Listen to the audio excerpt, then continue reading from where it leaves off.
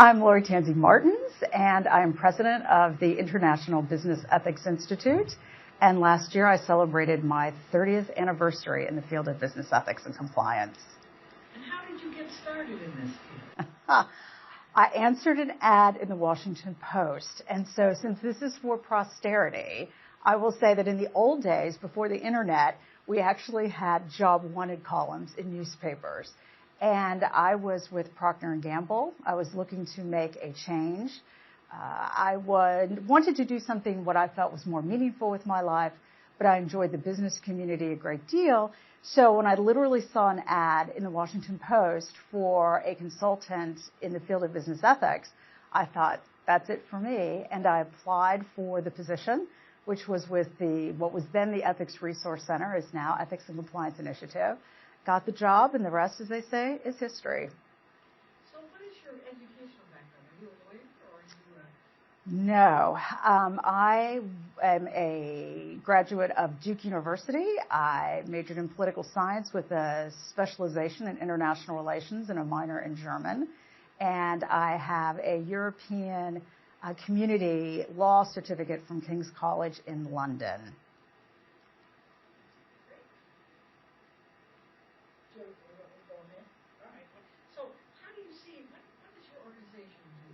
Right.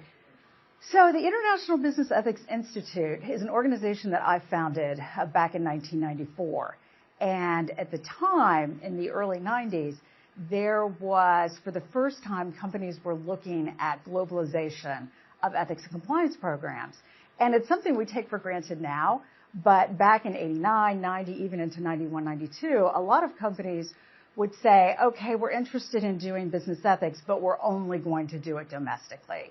We do not want to try to transpose this, translate this on our international operations. But then we had the fall of the Berlin Wall. We had China opening up to foreign investment. And as a result of that, companies were starting to go global in a way they had not before that.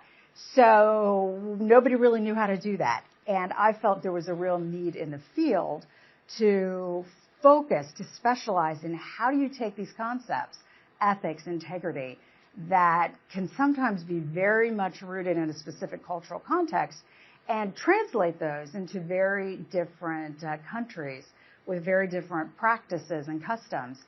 And again, since this is for history, I actually tried to get what was then the Ethics Resource Center to develop a specialty in that area. But because the Ethics Resource Center was doing a lot of work around character education at the time in primary and secondary schools, they said, nah, we just don't have the bandwidth for that right now. But because this was an area that had quickly become a passion for me, I decided that I would leave and found the Institute in 1994, and that's what I did. You were all by yourself? I was all by myself. I went out and did this on my own. Now, I established an advisory group to help with that. Some of the names are people that are probably who have been or would have been interviewed, people like Rush Kidder and Barbara Toffler and a number of different folks that really helped down along the way. So tell us about what you do. Do you write cases? Do you write songs? The vast majority of what we do is consulting work. And initially, a lot of that consulting work that we did with organizations was on globalization aspects. As I said, back in the early to mid-90s, nobody really knew how to do this. Nobody really knew how to truly develop a global ethics and compliance program. So that was our initial area of focus. Then later on, really for the last 10 years, we kept our international and globalization focus, but businesses were catching up by this point. A lot of some of the learnings that we had and the findings on how to do this was becoming integrated and well known. But we noticed one thing when we went around to different countries, and I have personally been to, I think, close to 60 countries on virtually every continent, talking to people, doing interviews, workshops, focus groups, all around the topic of business ethics. And despite the fact that you had radically different culture and customs in so many different areas, we found there was one universality when it came to business ethics. and that was nobody likes to speak up. And I don't care if you're in Beijing, Berlin, Buenos Aires, or Buffalo. It is this fear of speaking up is universal. And we became really intrigued by this. So back in around 2006, we started a benchmark study on how do you create non-retaliatory workplace environments, how do you create speak-up cultures, and then that has been, even probably more than the global aspect, a lot of our work for the last 10 years. So while we do a lot of consulting, because frankly, that pays the bills, fundraising around business ethics, what we have found is a lot of the foundation support really has not been there. Their view has been business can pay its own way. If they think this is a good idea, go to the business community for funding. We have done a number of research studies. So we were one of the first organizations to do a study of global codes of conduct. We were the first organization that launched a massive study around speak-up environments. And we also, a few years ago, did a speak-up on association and industry business ethics efforts. So going beyond the individual and starting to look industry-wide and trade association-wide on, okay, can we get beyond the organization, start looking at industries and groups working in concert to try to overcome some of the internal barriers that you see in business ethics, where companies say, if I operate the right way, I'm going to be at a competitive advantage because my competitors aren't going to operate that way. So we wanted to see what was going on in the association space and the trade space to say, are there groups that are trying to work together without antitrust fears, that are trying to generally lift the standards of the entire industry, not just one individual company. So those have probably been the three major studies that we've done. So you might want to roll you back a little bit. You talked about your transition into the early edition of ERC, and then into International Business. Yes, yes. Tell me a little bit more, at a little bit higher level, about the role of consultants. How did the role of consultants evolve in this new professional area? And what challenges, absolutely, what's more, some of the challenges of being a consultant in this space? Because you've been doing that predominantly the last 20-odd years, 20, 25 years. 30, because that's what I did at Ethics Resource Center, too. What was the temperature around this? Were there dynamics? Were there open doors or closed doors? Oh, yeah. What's the contribution of consultants, not just you individually, but that group of people who are in this space? Right. That's a really great question. So the role of consultants in development of the field, well, we have to keep in mind, too, that back when I started in 1989, there weren't really consultants per se, but what you had were nonprofit organizations like the Ethics Resource Center. Then you had centers at university like Mike Hoffman's center at Bentley College. You had some academics and then a couple of nonprofits, very few, that were actually trying to develop in this space. And I mean, it's hard to look back now, and I know some of the folks in this room know just how different it was 30 years ago. I mean, you could probably count, a few dozen people that were actually active in the field. There were maybe 6 or 7 organizations, period, that were looking at the question of business ethics in any meaningful way in terms of a practitioner standpoint. So a lot of both the academics and the folks that were working in nonprofits, such as myself and Ethics Resource Center, we had to figure this out. There were a lot of theories. There was philosophy. There were general approaches to business ethics, but how is that going to translate into an actual organizational context? And nobody had the answers to that. It was very much experimentation. And really one of the first development of what we call the ethics program was the Defense Industry Initiative, which the Ethics Resource Center was then very pivotal in helping develop what that was going to look like. And of course, that then became a blueprint, developing standards of conduct, having training, having alternate confidential or anonymous reporting channels for employees to raise concerns. That then kind of provided a little bit of the momentum. And because it was such a new field and because there were so few people in it, consultants, can I say this? And again, when I say consultants, I don't mean just people like me, but also many people from the academic community who then began doing consulting. I mean, they created the field. I mean, that's how the field came to be, because business leaders did not have expertise in this. There was not a ethics and compliance initiative or SCCE. Those organizations were still a few years down the road. So that was really the creation of the field and a lot of the driving force. But how is a consultant, how do you do that without facing some conflicts of interest? Can you do that without separating yourself enough from the organization and not to create conflicts of interest? How do you manage that? Yeah, because my organization absolutely. My organization is a 501c3, so it is a nonprofit. So we will only engage in work that we believe is promoting our mission, which is to promote equitable economic justice, resource sustainability, and just forms of government. So in order to do that, we believe in creating international standards. So we will only work with companies. And then when we're working with a company, if we're helping them write their code, if we're designing training or conducting training, or consulting with them on setting in place an infrastructure, we do charge for that. And we are permitted to do that by the Internal Revenue Service as long as we can prove that is directly related to our mission and promoting our mission. Now, every consultant faces the issue of what happens if you get the impression that the company is not sincere about its efforts. And what I have done, it's only happened, I think, twice in my career.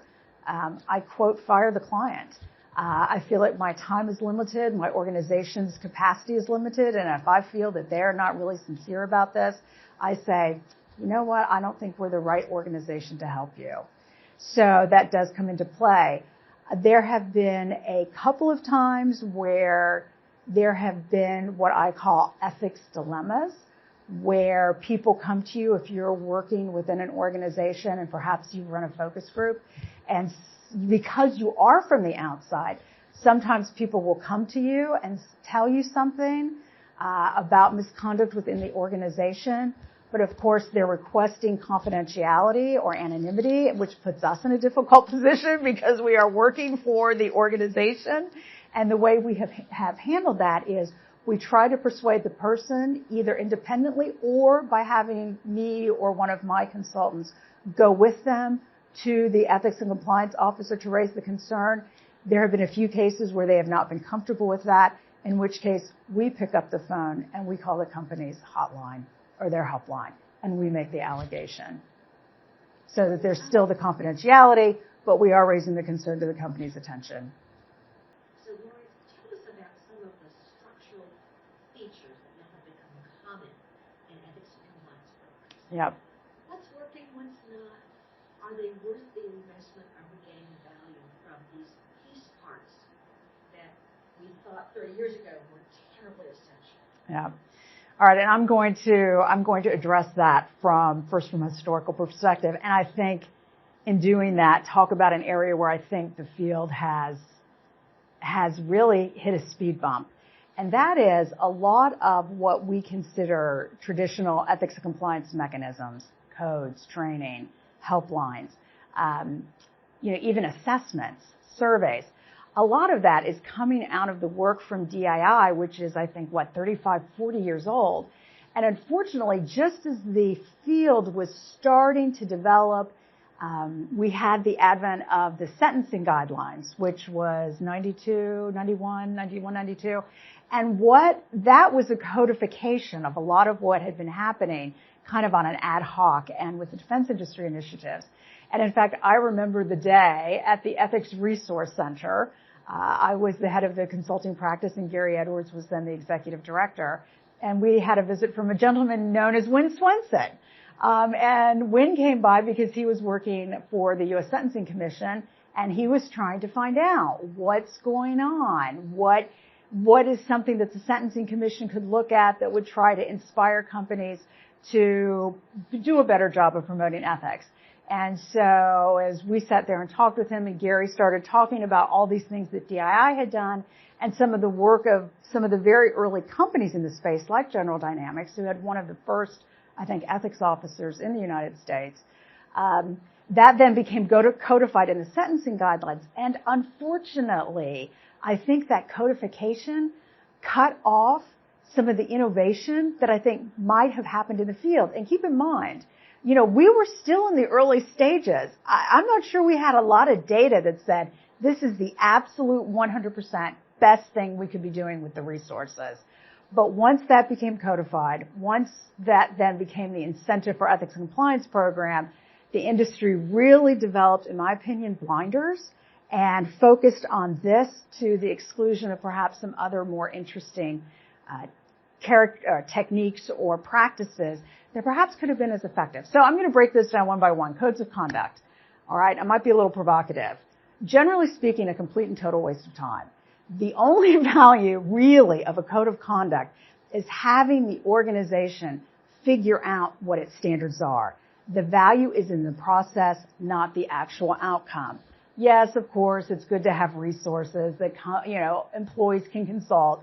Most of them don't look at their code. It doesn't like it gets embedded. They know it's there. It kind of makes everyone feel good. But I think in terms of really moving the needle, I think it does very little. Just to repeat, I think the best part about codes is the process that the company goes through to say, okay, what are our standards going to be? How are we going to deal with social media? How are we going to deal with privacy rights of the employee versus the interests of the organization? And how do you handle some of those conflicts that can create ethical dilemmas? So I think that's been the real value. Now, training, and here I probably have my conflict of interest because training is a lot of what I do. Training, I think, is where you can get real value in the organization and real value of business ethics. But there's an unfortunate piece to that too. So when I started in the field back in 89, 90, 91, 92, business ethics training looked a lot different than it does now. So we would go in and we would start with a full day, let me repeat that, a full day workshop with the senior 20 to 35 people of the organization. To do that today would be almost unheard of, but that was standard. And then we would do a half-day workshop pretty much for the rest of the management employees. And I think the thinking was then, and I think it's still correct, if you get the leadership in the right direction, both the senior leadership and then the middle and frontline managers, all in the boat with respect to these things, then the general workforce population can kind of take care of itself. But that's changed. And again, when I first started in the field, we didn't have computers. Yes, I know those of you who are watching this in the future are stunned. But yes, back in 1989, we didn't have computers, much less personal computers. We used transparencies. We had overhead projectors. And we had no computer-based training. Everything was classroom. And the great thing about classroom training, it was always less about what the facilitator or when I'm doing training. It's less about what I'm saying. It's more about the discussion that takes place in the room. It's that senior leader sharing to senior leader or frontline supervisor sharing with frontline supervisor. Oh, you think that? Well, I'm not sure I agree with that. I see things a different way. And it's a way of then making ethics something that is being discussed and having dialogue about through the company. And people then, through that discussion, starting to develop principles, values, and consensus of the organization. And unfortunately, when I mentioned that sentencing guidelines that came out, it also tended to align with the development a few years after that of online training and the online training revolution. And because online training is measurable, you can say, see, I have 99% of my employees who have been through my training module. And, they've gotten their, 90% score on the assessment survey. We're good. We've done our ethics training. But you know what? Most people, frankly, I think there have been studies that say most people are multitasking. They are barely paying attention to what's on that computer screen. In many cases, they have the opportunity to just guess the answer until they get it right. It doesn't change people's attitudes. It doesn't really have an effect on their value system or the company's value system. But it makes us feel good because, hey, we've trained 95% of our people around business ethics. And the other real attraction of online training is, of course, it can be done in a much shorter period of time. 15 minutes, 20 minutes, module, get in, get out, you're done.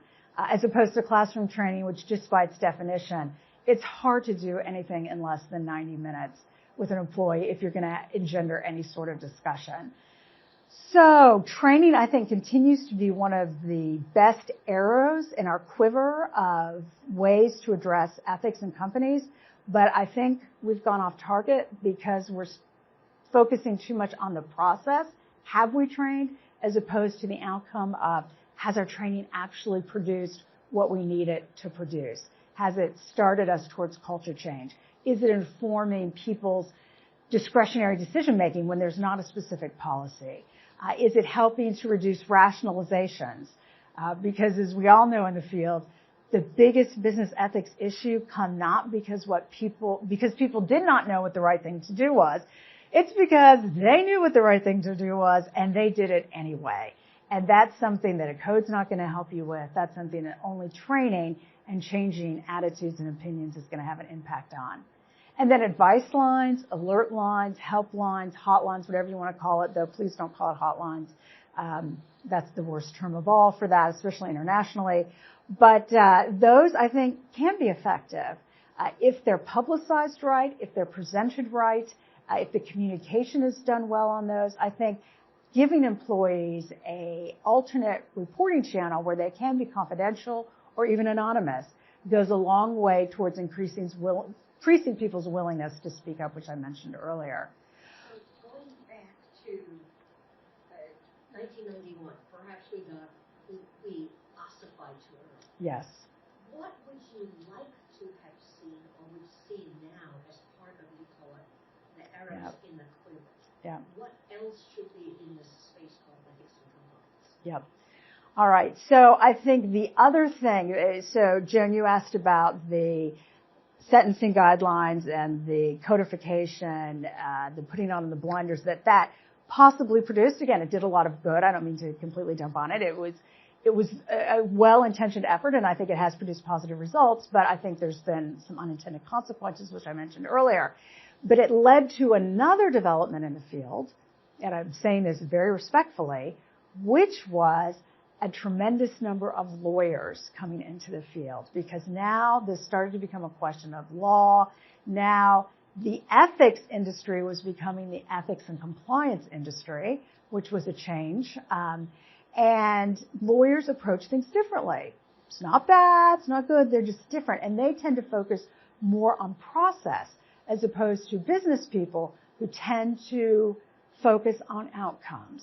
And I would suggest that if we could develop metrics that could be published, that would be required to be published in annual reports that show employees' opinions on the ethics of senior management, employees' opinions on the ethics of their company, maybe external stakeholder groups, communities, customers, even suppliers weighing in on how they perceive whether the company is operating up to the appropriate standards and values, we would see a sea change in business ethics beyond anything that we've seen so far, because suddenly people would, at the senior levels, would really care about this stuff.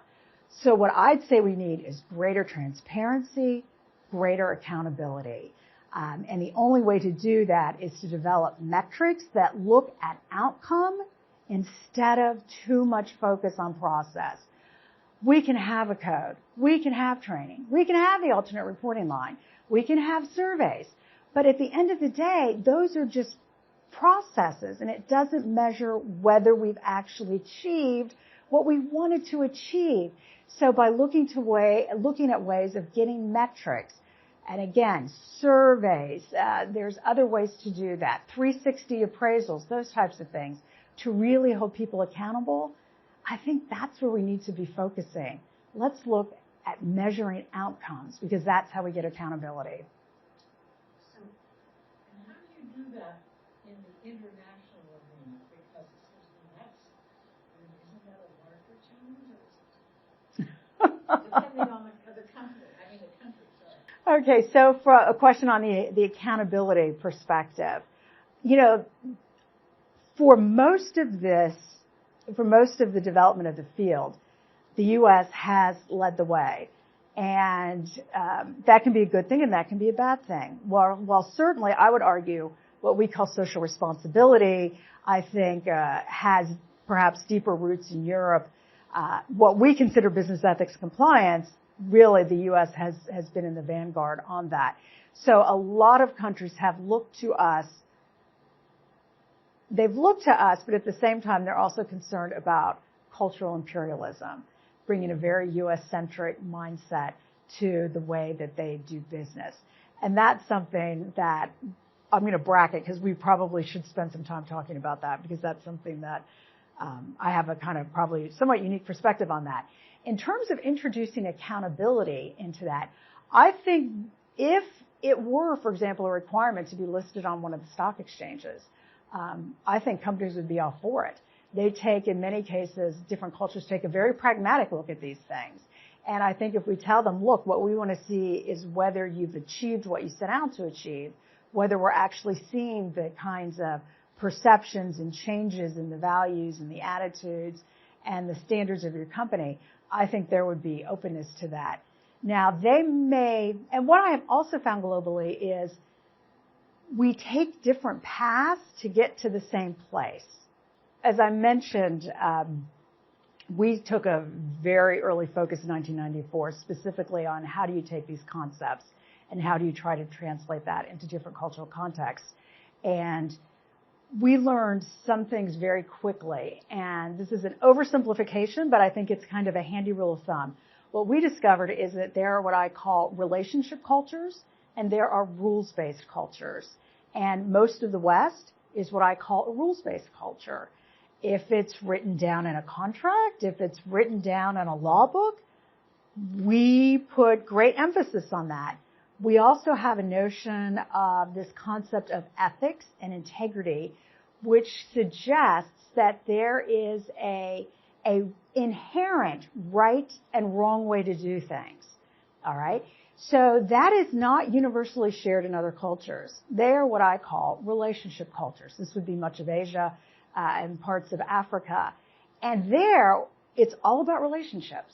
It's what's important is fostering a relationship. So if you have something written in a contract, for example, in China, and they determine that from a relationships perspective, that provision doesn't really hold there, they're going to do what they feel is in the best interest of their relationship with the customer, irrespective of what's in the contract.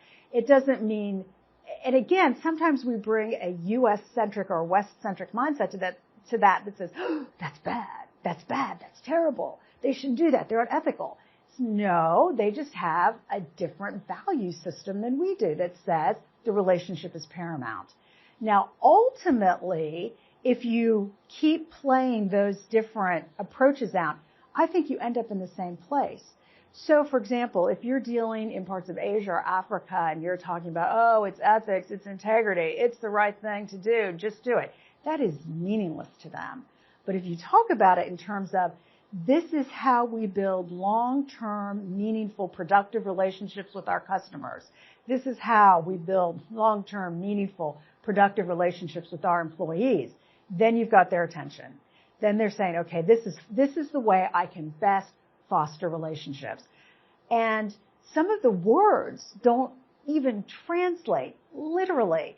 I've seen so many corporate codes, for example, that use a lot of the word integrity. And then you look at the Japanese translation of that. And you know what you see?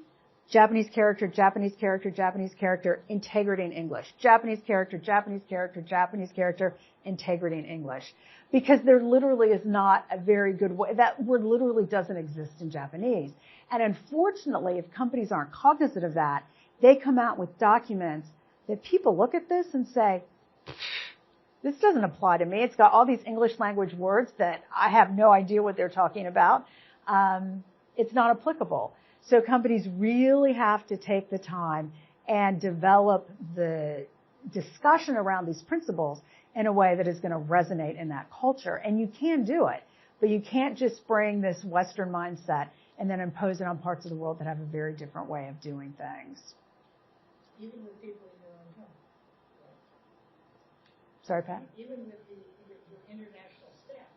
Yeah. How do you deal with an American company, yep. a global company, too, but my staff is from all over the world. Yep. And so how do you deal with people who are probably not quite on the same page? I don't mean they're unethical. Right. So within the Institute, I think because the people that we have brought in have been active in the space. So when we have a network of external consultants that we use that are professors, that are consultants that we use. So we haven't really had that come up too much internally. When we're working with a company, and this is a big part of what we've helped companies do, to talk about, okay, how do you take these things and write about them in a way that's meaningful? And it doesn't mean you change your standards, but it means you change the way you talk about your standards. An example of that is, for a long time, when it came to the Foreign Corrupt Practices Act, which was on its own for a long time before the rest of the world started catching up, we'd have provision in company codes of conduct that said, U.S. FCPA. And then that would be the little subheader, and then we'd have the text that talks about the do's and don'ts. And what people in focus groups in other parts of the world said, I didn't even read that because it said U.S. FCPA, so we knew that it didn't apply to us. So what we found is instead of talking about U.S. Foreign Corrupt Practices Act, if you talk about bribery or corruption or improper payments, then they start thinking that applies to me. And the whole way the rest of the world looks at bribery is very different than how we think the rest of the world looks at bribery. First of all, there's no country in the world where its citizen says, yeah, it's great that we've got a contractor giving our government leader $10,000 in a suitcase so that he can buy a vacation home, and therefore we get infrastructure projects or medical products that frankly are overly expensive or not in our best interest. That is universally abhorred everywhere in the world. Where we tend to have a different way of looking at things is around the smaller business relationship issues, gift giving, entertainment. Whereas again, if you look back at this idea of relationship cultures, that's very important. And we look at that and say, well, arm's length relationship is better, and that's corrupting, and that's bad. And it's just a different way of looking at things. And one of the examples I sometimes give in my training is, look at tipping in the United States. All right? All of us go to restaurants. All of us tip. And we all expense it on our business expense reports. Well, what is that? That's a gratuity. That is a cash gratuity. We're not legally obligated to give it. It is a gift to someone, but because it is something that we are culturally comfortable with, because it's within our cultural history and context, we don't see that as an issue. But, putting $20 in a red envelope to celebrate the Chinese New Year, that's so corrupt. So part of this is starting to look at some of our own practices through the lens of the other parts of the world. Another great example I sometimes give is sales tax here in the United States. So when Europeans come here for the first time and they go out to a restaurant or they buy something at a store and the price tag says $19.99 and they go to pay at the checkout and the cashier says, that'll be $24.99, and they're like, what? You're cheating me because you're charging me more than what the price was. And we all know, for those of us in the United States, well, that's sales tax, which, we don't tell people about until after they've already, buying the product. It's kind of our little secret that we're all in on. So if we look at those kinds of practices from the lens of, say, somebody from Europe who's used to saying, the price on the menu is the price I'm paying. The price on the tag is the price I'm paying. that helps to sensitize people that there are other ways of looking at the world when it comes to some of the littler stuff. The big stuff is, I have found we are all in agreement on. There are not a lot of cultural differences on that. And where there have been, they're moving rapidly. Sexual discrimination, racism, that's something that has been entrenched in cultures, but something that I've seen a dramatic reversal in all around the world. And even the way that some of those prejudices manifest in different cultures, there can be a lot of nuance to that sometimes those of us in the United States aren't aware of. For example, we once bid on a training project for the International Business Ethics Institute, headed by myself, and my director of consulting services at the time was a female. And we got a request from a Saudi company, and this would have been back around 98, 99, that they were looking for training providers for a business ethics program. And of course, we were really excited about this. Ooh, this would be really interesting, considering our global focus. But we thought, there's no way they're going to hire us. I mean, it's fronted by a female, and the person who's going to be doing a lot of the work is a female. And much to my shock, we got the contract. And when I met with the individuals from the company, and again, this was not a Saudi subsidiary of a U.S. or Western-based company. This was an indigenous Saudi company. And I asked them, I said, I have to tell you, I'm a little surprised you picked us. And because, our organization has such a high percentage of women, and I would have thought that was a concern. And they laughed, and they said, Laura, you don't have to worry about it because we don't really see you as a woman. And that's a direct quote, by the way. And the issue was that they saw Western women, for example, as different from women within the Saudi Arabian context. Because many of those folks, for example, have been educated in Western schools. They've been educated very well. Even the women, for the most part in Saudi Arabia, they have education degrees, or in Japan, education degrees every bit as good as the men. And so it's been interesting to see some of those nuances and to see how those over time have been changed. And when I was on this project in the Saudi Arabian company, they did have women, because it is now required, it was just starting then. There's actually a requirement that they hire a certain number of women, because a lot of these well-educated Saudi women who had experienced life outside of Saudi Arabia started saying, we want more opportunities here. And so they said, okay, we're going to take you to where our women are. And the women were separated from the men. They had to be in a different place. And the gentleman, because he was Saudi, knocks on the door. It was like a speakeasy. This little thing pulls back. I see these women's eyes. She tells me, they see it's me. I come in, she opens the door. She's in the full abaya. And I walk in the door. She closes the door. And there are these women sitting around in jeans, T-shirts, cutoffs. I mean, I could have, frankly, far more casually attired than you would typically find in the U.S. workforce.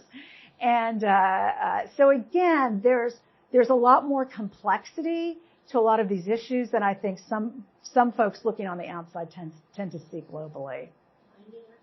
Oh yeah, sorry about that. A couple of key events at a personal level that have molded who you are today. We've talked a lot about the growth of your own career and your work in the last 35, 40 years. Can you think of 2 or 3 events that really shaped who you are? And within the bounds of appropriate confidentiality, whatever you're willing to share with us. Okay, I probably have more than 3, but let me try to think. Well, the first thing, of course, that shaped me was getting hired by the Ethics Resource Center. I mean, that was obviously the beginning of my career, and I was very lucky in that the then executive director put a lot of confidence in me very early on. In fact, I think I've been there was a month where he put me over then the consulting practice of the organization. So that amount of trust and confidence certainly was very meaningful to me. And I think my background in Procter & Gamble allowed me to bring a business perspective to the field, and something that I'm very proud of as one of my legacies in the field is the National Business Ethics Survey. And that is really one of the benchmark reports in the field. And I was the impetus behind that. That was my idea when I was with an Ethics Resource Center. Because of my background in Procter & Gamble, where metrics and measurements are so important, I thought we need some sort of national database that when we go into companies, we can start benchmarking. How are they performing against various criteria and questions, against how would a national sample or how would they compare within their industry? And again, we take that so much for granted now. That was new stuff. And so that I look at as a legacy that I have in the field. I think the other big shaper for me has been the international space and my work in that. I consider that also one of my legacies. A lot of the things that I've been talking about, only a few of which I've shared with you here, a lot of it has now become embedded in the business ethics and compliance space. I'll sometimes see slides of mine shared at other conferences by other people, and I actually love it because I'm like, there's my stuff. It's getting a wide audience. That's very meaningful, and I have to say an impact on that is the work I did with Merck and Jackie Brevard, who I think is may also be an interviewee. Is Jackie on the list? I don't. Okay, so because Merck was in the early shortly after I founded the institute, they wanted to do a global program, and they were so open to whatever we could suggest. They were really the first major client we had at the institute. And we went everywhere and all parts of the world. It was a massive effort. And I learned so much from that, from going to those 57 different countries in the world and talking to people from, again, the shop worker all the way up to the CEO, the managing director in a host of different countries. So that has been a really strong influence on me and really helped shape what I am. I think something that's been a disappointment for me in the field, maybe shaped in a negative way, is, look, I'm all about business. Profits are important. But when this field got started, and there are folks in the room here who are part of that, this was a mission-driven field. We shared everything. Everything, people from different companies would call and talk to each other. It was all about finding the best way to do those things. Profit, yeah, sure, you had to find a way to pay the bills, but it was really secondary. But over time, a lot of profit incentives has infiltrated the business. That can be a good thing. I'm all in favor of profits, but I think we've lost some of the mission-driven focus of the field. And I think it has become a little bit too much about making the venture capitalists happy, taking the companies, selling the companies for a large profit, and I think we lost some of the mission focus. But just quickly, how do you see the field going in the next, say, 5 to 10 years? What are some of the biggest challenges you all have to face? Yeah, and I think that's probably one of my disappointments in the field. I think we haven't moved the ball very much. I think we've had a lot of activity, and we've got a lot of ethics and compliance officers, and we've got a lot of codes of conduct, and a lot of advice lines. I think we've barely moved the needle. Yeah, okay, right, maybe we've moved it a little bit. I don't think we've moved it enough, and I think we haven't moved it enough because we haven't been willing to look outside the box at different solutions. And so that is my hope for the field, and I hold myself accountable. We're all busy people, and sometimes, just doing the consulting work has prevented me, probably others, from actually saying, what could we be doing? Let's try something different. Instead of having a code, let's write a novella, that accomplishes the same purposes of educating people on the standards, but is not this cut and dried listing of particular standards, but something that really infuses an organization with its ethos. I mean, again, if you look at historical movements, Uncle Tom's Cabin, that probably did as much for the abolitionist movement as any sort of standards, and I'm forgetting the environmental book, Silent Spring, Rachel Carson, exactly. We don't have that, really. And I think something like that would be a great addition to the field. And so that's my hope for the field, that we stop kind of rearranging the furniture and we actually start relooking at the course that we're taking and what we can do better. While John's get ready for the next one, can I just ask you to name check a few of the people who are key influence on your work and the Disability Lodge? Who would I say would be some of those people? Well, I think 4 people immediately come to mind from a practitioner standpoint. It's different in the academic community, but 4 people from the practitioner standpoint that are largely seen as having a great influence on the development of the field would be Mike Hoffman, Barbara Toffler, Michael Josephson, Kirk Hansen I'd probably throw into that group, and Gary Edwards. So those were 5 people that really were very much on the front stages. And again, if you look in the academic community, where you're talking Tom Donaldson, Tom Dunphy, you're talking Pat Warehane, Lynn Sharp-Payne, Richard DeGeorge. There are probably more people that I'm missing on that list, but that's off the top of my head. But again, in the old days, there was more overlap. You would actually see these folks at conferences. You don't see them so much at conferences anymore. So as the field has grown bigger, that's a positive. At the same time, I think we've lost some of that nexus between the academic community and the practical community. And that's a direction I'd like to see us go back towards. Well, thank you. This was terrific. I could have gone another hour on this.